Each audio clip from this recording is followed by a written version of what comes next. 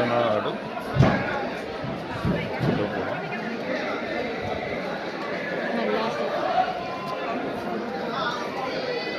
ഇടയാറമ്പ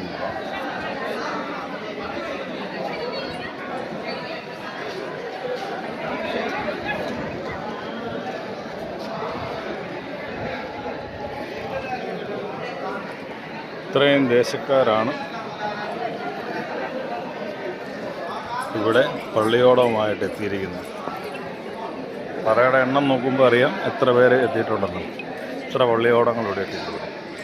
ഇവർക്ക് തിരിച്ചു പോകുമ്പോൾ കൊടുക്കാനുള്ള ഉപകാരമാണ് ഈ വച്ചിരിക്കുന്നത്.